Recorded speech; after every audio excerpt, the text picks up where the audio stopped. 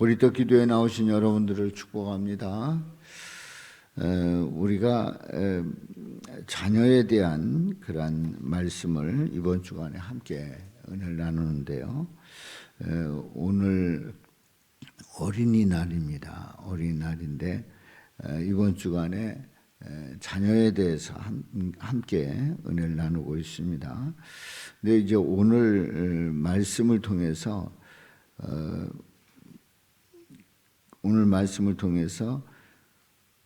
욥이라고 하는 그 인물이 얼마나 훌륭한 인물인가를 이제 욥기서 1장 그 3절에서 말씀을 합니다. 동방에서 가장 훌륭한 자라, 가장 훌륭한 자라, 이렇게 부르고 있는데요. 이제 우스 땅에 욥이라고 하는 사람이 있는데 그 사람은 온전하고 정직합니다. 그리고 하나님을 경외하고 또 악에서 떠난 자입니다. 그리고 아들 7과 딸 3을 두었어요. 동방 사람 중에 가장 훌륭한 자라 그렇게 칭합니다. 자, 그렇다고 하면 욥이 자녀 교육을 얼마나 잘 시켰을까 하는 그런 생각을 하게 되지요. 그렇습니다. 이 욥이 아들 7과 딸 3을 두었는데 온전하고 정직해서 하나님을 경외하고 악에서 떠나고 그리고 동방에서 가장 훌륭한 이 욥은 자녀들이 잔치를 끝내면 자녀들이 이제 잔치를 끝내잖아요. 그러면 욥이 그들을 불러다가 성결하게 합니다. 아침에 일어나서 그들의 명수대로 번제를 드립니다. 그 이유가 있어요.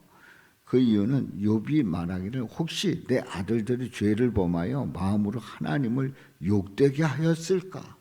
하나님을 욕되게 하였을까 함이라. 그래서 욥의 행위가 항상 이러하였더라. 그러니까 욥이 자녀들에 대한 그 마음이 얼마나 컸던가. 죄를 범해서 마음으로 하나님을 욕되게 하였을까 해서 명수대로 번제를 드릴 정도의 욥입니다. 그러니 이 욥은 자녀 교육에 대해서 얼마나 철저했는가. 그리고 자녀들에 대한 생각이 아마 오늘날의 그 어떤 누구보다도 더 지극했고, 그리고 이 욥은 최선을 다했던 거지요. 그리고 이런 모습이 잘못된 것도 아닙니다. 정말 잘하는 겁니다. 자, 그런데 말이죠. 우리는 이 자녀들이 이제 욥에 대한 그 전체를 다 이해하는 걸 전제로 해서요. 이제 사단이 그냥 두질 않습니다. 그래서 결국은 이 욥이 재산을 다 잃게 되고 10명의 자녀도 잃게 됩니다. 또 자신의 몸은 기와장으로 긁어야 할 정도로 그렇게 그야말로 피부병에 고생을 합니다. 자, 이런 그 욥의 전체 모습을 보게 되면 아니 이 욥처럼 자녀들에 대한 마음이 지극했고 그렇게 잘 살폈는데 어떻게 그런 일이 일어날 수 있을까라고 하는 그런 생각을 하게 되지요. 그 시험을 당해도 적어도 종들 잃어버릴 수 있어요. 또 재산 다 잃어버릴 수 있어요. 그런데 눈에 넣어도 아프지 않은 10명의 자녀를 잃어버린다라고 하는 것은 이거는 도저히 있을 수 없는 일이죠. 우리 인간적으로 생각을 해보면 딴 건 다 걷어가도 그래도 자녀들은 둬야지 왜 자녀들까지 데리고 가셨을까? 그런데 이제 우리가 그 성경에서 다시 확인을 합니다만은 자녀들에 대해서 이렇게 혹시 죄를 범하였을지도 모른다 해서 번제까지 드렸던 이 욥에게 어떻게 이런 일이 일어날 수 있을까 하는 얘기입니다. 자, 그래서 우리가 보았습니다마는 욥기서 7장 20절에 전능자의 그 관역에 대한 내용이 나와요. 관역. 그러니까 하나님의 자녀를 전능자의 관역으로 삼아서 징계하시는, 그냥 아이를 불러가는 그런 결과가 있었단 말이죠. 자, 그래서 오늘 이 말씀을 이렇게 그림으로 한번 정리를 해봤어요. 자,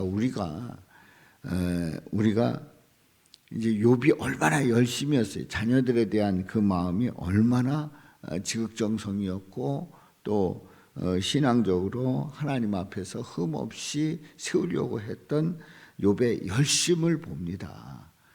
열심을 봐요. 그런데 그 자녀들을 데려가셨단 말이죠. 자, 우리가 부모로서 자녀에 대하여 자녀손에 대하여 그 마음이 지극하고 열심이고 최선을 다합니다. 그런데 오늘 이 제목은 부모의 열심보다 더 큰 예수님의 보살핌이라고 하는 그런 오늘 제목의 말씀을 나누는데요. 욥의 비극이 열어젖힌 그런 영원한 생명의 계시의 말씀을 함께 나누도록 합니다. 여기에 보면, 다음 그림에 보면은 10명의 자녀가 한꺼번에 사라졌습니다. 그래서 인간의 이성으로는 감당할 수 없는 아주 처참한 비극을 보게 되지요. 부모의 간절한, 아주 가장 간절한 보호막이 무너지는 그런 모습을 보게 되는 겁니다. 10명의 자녀를 다 잃어버렸단 말이죠. 그래서 우리는 우리의 신앙은 가장 뼈아픈 질문을 하게 됩니다. 야, 이게 뭘까 하는 얘기지요. 자, 그 다음에 그림을 보게 되면 종교적 열심의 그 한계를 보게 됩니다. 혹시 내 아들들이 마음으로 하나님을 욕되게 하였을까 하면서 명수대로 번제를 드렸단 말이지요. 이 욥의 지극한 정성, 아주 지극한 정성, 지극한 열심, 이 열심이 있다고 할지라도 죽음의 장벽을 넘지 못했습니다. 자녀의 생사 화복은 결국은 부모의 정성으로 통제할 수 없다. 부모는 한계가 있다 하는 것을 이제 이 욥기서를 통해서 보게 되지요. 자, 어떻습니까? 이 욥이 얼마나 열심히 했어요. 하나님 앞에서 이 종교적인 열심, 그 열심은 어느 누구도 따라갈 수 없는 열심이었는데 자녀를 잃었단 말이지요. 그 종교적인 열심의 그 한계를 보게 됩니다. 자, 그래서 우리는 이런 것을 정리해 볼 수 있어요. 나의 기도와 인간적인 정성, 그래서 그게 자녀가 안전하다, 이렇게 볼 수 없다는 얘기지요. 내가 열심히 기도하고 인간적인 정성을 다한다고 할지라도 자녀가 안전하지 않을 수 있다는 거지요. 그래서 우리는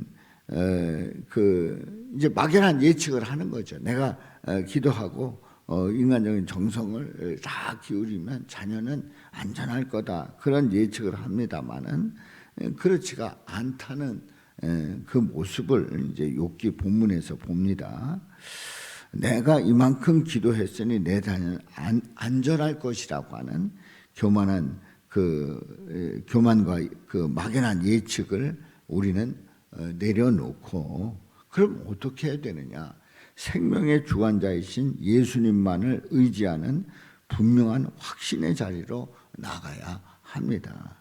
결국은 나의 기도, 그 인간적인 정성, 그것이 자녀의 안전을 보장하는 게 아니라 생명의 주관자께서, 생명을 주관하시는 우리 하나님께서, 우리 예수님께서 그 자녀의 모든 것을 주관하신다라고 하는 그런 믿음의 고백이 있어야 합니다.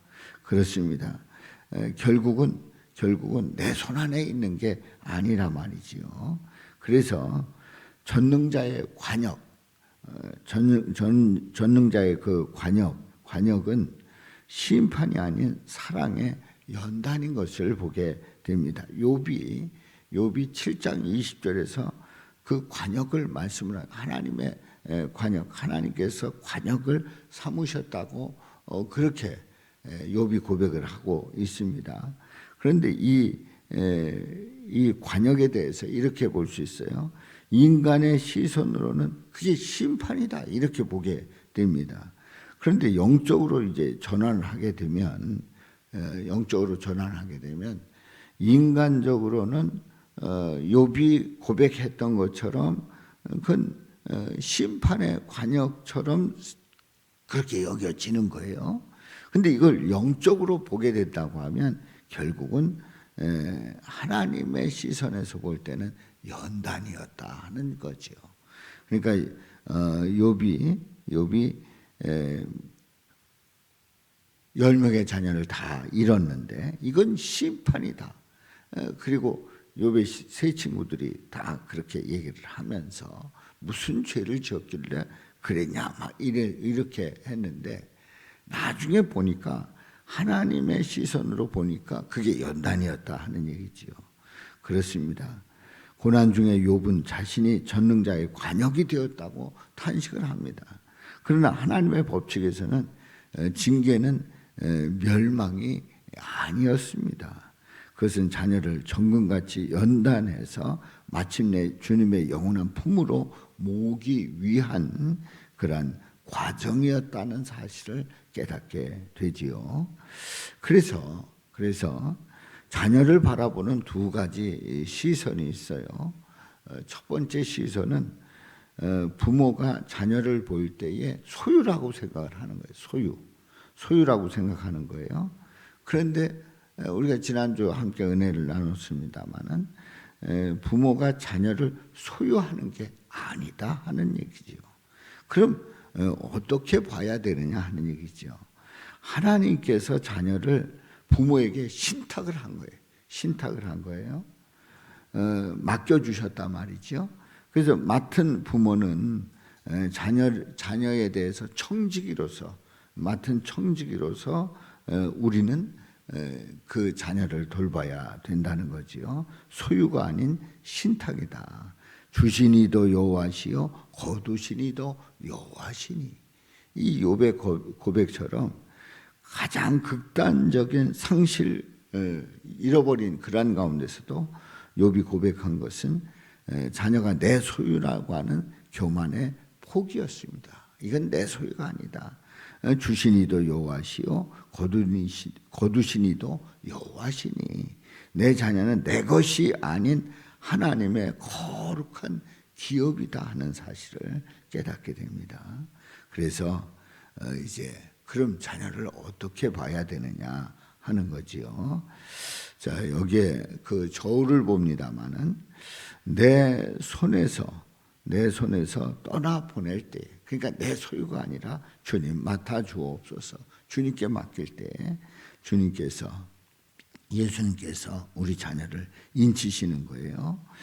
그래서 내려놓음의 영적인 그 역학을 통해서 부모의 꽉 쥔 손을 펴고 자녀를 떠나 보낼 때 비로소 예수님께서 친히 그 영혼을 지키시고 인치시는 그 역사가 시작이 되는 겁니다. 그러니까 내 손 안에 있소이다가 아니라 주님께서 인치시고 주님께서 주관하시고 주님께서 인도하여 주옵소서 하는 그 고백이 저와 여러분들의 고백이 되기를 주님의 이름으로 축원합니다. 자, 여기에 이 선을 보면 이 땅에서의 안위와 성공 결국은 이렇게 짧아요. 그런데 영원히 죽지 않는 생명 정말 영원합니다. 그래서 부모의 시야는 이 땅에 머물러 있어요. 이 땅에서만 그 되어지는 것을 보게 됩니다. 그런데 예수님의 보살핌은 영혼을 향합니다. 영혼까지 이어진단 말이지요. 자녀의 육체적인 죽음이라고 하는 절망의 순간에도 예수님은 십자가의 보혈로 우리 자녀를 영원한 천국 잔치에 모으고 계시다는 사실입니다. 우리를 영원까지 인도하시는 거지요. 그래서 부모의 종교적인 열심과 예수님의 영원한 보살핌을 이렇게 비교해 본다고 하면, 부모의 종교적인 열심은 막연한 예측을 하는 거예요. 또 나의 소유다 이거죠. 형벌과 재앙 이런 게 없으면 좋겠다 이런 생각을 하게 됩니다. 또 이 땅의 안위가 중요합니다. 그런데 예수님의 영원한 보살핌은 분명한 확신 가운데 하나님께 맡기는 거고, 사랑의 그 연단 속에서 영원한 생명으로 이끌어 주신단 말이지요. 그래서 우리는 이 자녀들에 대한 그런 생각이 어떤 생각이어야 되는가? 회개와 영광스러운 신뢰를 해야 됩니다. 자, 이 손에 보십시오. 거기에 정말 영광스러운 모습을 보게 되는데요. 자녀를 향한 나의 욕심과 막연한 예측을 회개해야 됩니다. 그래서 이해할 수 없는 환난조차도 결국 우리 자녀를 정금보다 귀한 일꾼으로 빚어서 우리 주님의 영원한 품으로 모으시는 예수님의 신실하심을 확신하시기를 주님의 이름으로 축원합니다. 그렇습니다. 우리의 열심은 끝이 있습니다. 그러나 예수님의 보살핌은 영원하지요. 자, 우리 한번 다 같이 읽습니다. 시작. 우리의 열심은 끝이 있지만 그분의 보살핌은 영원합니다. 그분의 이 단어를 예수님의 이렇게 다시 한번 읽어봐요. 시작. 우리의 열심은 끝이 있지만 예수님의 보살핌은 영원합니다. 아멘. 살아계신 아버지 하나님, 오늘 어린이날을